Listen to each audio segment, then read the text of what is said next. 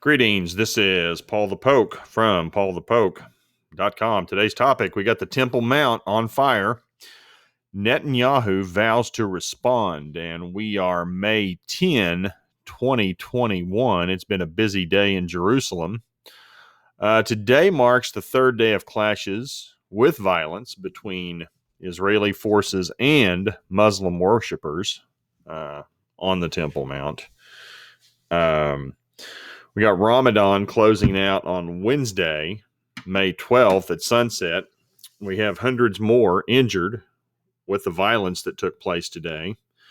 And essentially, as Muslims continue to shoot fireworks at Israeli forces, trees on the Temple Mount caught fire near the Al-Aqsa Mosque on the south end of the holy site. So things didn't go too well. Here's a little video. I don't know if we're going to pick up the audio on this or not, but Jews seem to be pretty happy. We got a little fire up near the mosque. You can see this wasn't some little campfire. I mean, it was a tree and it caught on fire, and maybe another tree caught on fire. But if you want to go hear the audio with this, there's singing and joy, and there's outrage, of course. Jewish people shouldn't be acting this way when Muslims cause harm to themselves. That's not very nice. And it is the Israeli national holiday of Jerusalem Day. And Jerusalem Day celebrates the reunification of Jerusalem. The holiday marks the establishment of Israeli control over the old city post the June 1967 Six-Day War. State ceremonies and memorial services were held throughout the day. And because of Jerusalem Day, Hamas in the Gaza Strip took the opportunity to launch rockets and missiles into Israel, including Jerusalem. So rocket sirens blared throughout the capital. It's the first time since 2014 sirens were heard in Jerusalem. There were also sirens in the south. This is a tweet from the Israeli Defense Forces. Needs to be shared, and this was as of 3:29 Central Time. So, gosh, 6 hours ago, and I think that number's up over 60. But they've been launching rockets nonstop for about 10 hours now into Israel. So, Hamas is taking leadership or ownership of this. We'll get into that here in just a little bit. Also, we got some other things. Got lots of just some nuts and bolts about what's taking place over there right now. Got Israel's leadership. They did not take kindly to all these missiles. IDF spokesman Jonathan Conricus issued a statement on the current status of affairs. You can click on this, and again, we'll just read this. In 6 a.m. this evening, Hamas and other Palestinian terrorist organizations had fired dozens of rockets at Israeli civilians in Jerusalem and in communities in southern Israel around the Gaza Strip. We see this as a severe attack against Israel, an attack that will not go unanswered. We hold Hamas responsible, and we are prepared for various scenarios. And the boys mean business. Prime Minister Benjamin Netanyahu indicated Israel would respond with great force.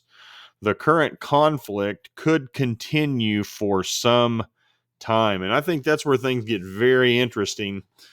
At some point in my mind, for there to be enough outrage on this situation, Israel's going to have to smack somebody around pretty good to get the world to unite against them completely, because scripture talks about a time when Israel will be all by itself.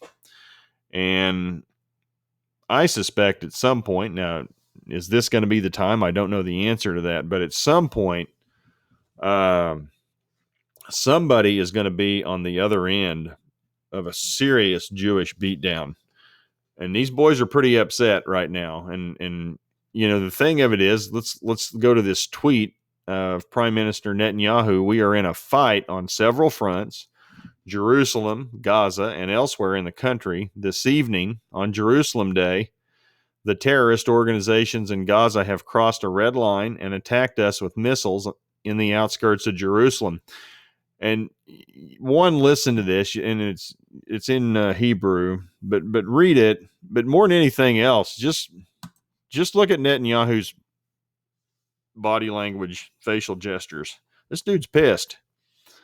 Just look at the head. Got a little swagger there.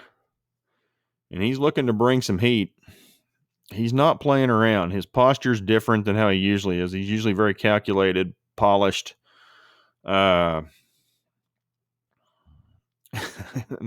an upset man. Got the head down, looking out the top of his eyes. Somebody's about to get thumped on. And I just wonder, at some point, do they just beat these people into submission to where the whole planet's really upset? Now, you've gone too far. We've heard that in the past, too. The critics, well, these poor little Palestinians throwing rocks and, it's a technological mismatch. Well, you just think about that. Would you stand for anybody shooting missiles into your backyard? I doubt it. And they're not going to put up with it. And they're feeling the heat from all angles like he's talking about. This is from the south. You got all this nonsense also could take place from the north. Iran's got all kinds of stuff embedded in Syria and Lebanon with Hezbollah. The party of God, that's what that means in the Arabic. Party of God, Hezbollah, terrorist organization. But anyway, I just really wonder if at some point somebody's not about to get a serious beat down. And, he's on a political basis too. He's in a struggle for his political life.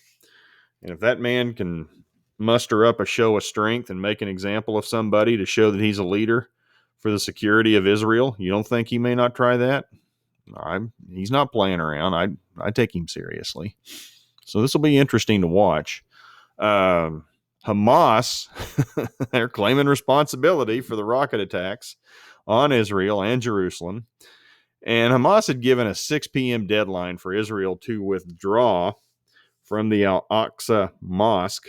And if they didn't, you don't accept our deadline, we're going to do something. Well, they did. They started launching rockets into Israel and chose to go to Jerusalem. Now, wouldn't it be interesting? At some point, we know there's going to be a third temple. We don't know if it's going to be a third temple with the Golden Dome and the mosque, or if it's just going to be the temple up there by itself. Who knows? But wouldn't it be interesting if one of these little inbound rockets from the Gaza Strip would take out that Golden Dome? Something to think about, or take out the mosque south of the Golden Dome. Maybe take them both out. Who knows? But at some point, we do know Scripture clearly states that third temple will be present before Jesus returns. So that's a plausible scenario. We got all kinds of things in play. I mean, anytime you got the Temple Mount involved, Jerusalem involved, we need to pay attention to it because we know what Scripture says, where it's going. Scripture says that the third temple will be built. It doesn't say, a lot of people think that will happen after the rapture. I'm open to either side of it. If that dome goes down and there's space up there on the Temple Mount, we know the Temple Institute and the modern day Sanhedrin has everything ready to go to build that. And they say they can build it in 6 months. They say they can have the tent up overnight and begin essentially temple worship service the next day. So don't think people aren't ready. And there is a growing sentiment in Jerusalem within the population, the rank and file population, to kind of get back to basics, get back to their temple, get back to God. So interesting times. Anytime something's going on the Temple Mount in Jerusalem. If you want to take a look at this, a lot of my things today have been from the standpoint of the Israeli military and the Israeli prime minister. Here's Middle East Eye. You can click on these. Of course, there have been some people killed. I think that number is now over 20 Palestinians killed by Israeli airstrikes. I mean, it's like, I don't know what you expect. You fire your toys into Israel and you expect them to do nothing? I mean, come on. You're firing big boy rockets. They're going to respond. They've I would think they would have taught you that, but maybe not. And I'm going to close with Isaiah 51, verse 5. My righteousness is near, my salvation has gone forth, and my arms will judge the peoples. The coastlands will wait for me, and they will wait expectantly for my arm. So the arm of justice is coming to the nations, to the peoples. And it goes back to how are you going to relate to Israel, the Abrahamic covenant? I will bless those who bless you. I will curse those who curse you. Remind the folks in the Gaza Strip, Hamas, you are firing on God's people. That is not a blessing to God's people, and there will be a response, and you probably are not going to like it. We also know that from Scripture, too. At some point, that place just gets leveled to a point of uninhabitable by the people, and livestock will take over and graze there. So we know that's coming to that part of of the land there in what is modern day Israel. So appreciate you guys following along. If you are interested, please feel free to share with others at PaulthePoke.com. This will be categorized under Gaza Strip, Philistia, prophecy. This is a trend update. Keywords, SEO words, Arab-Israeli conflict, Hamas, Israel, Palestinians, Netanyahu, Temple Mount. So you want to follow along, type in your name, email address right here, hit subscribe. You'll receive notification every time we put something out. And again, this will be categorized under Gaza Strip right there. Click on that. We got articles going back several years. I don't cover a lot of the stuff in the Gaza Strip because they're always shooting little rockets, a handful of rockets here and there. But for whatever reason, they want to go now. And so they've got Israel's attention. I think they're going to find out they don't care for it in too long. UN's upset, calling for peace. United States is calling for peace and to quit firing missiles. And Arab League met today. Erdogan's upset. We got God's appointed holiday starting this Sunday. I suppose it's going to reach some sort of crescendo here in about 3 or 4 days, just following history. So time will tell. Stay tuned. We'll keep you posted. Appreciate it. Take care. Bye.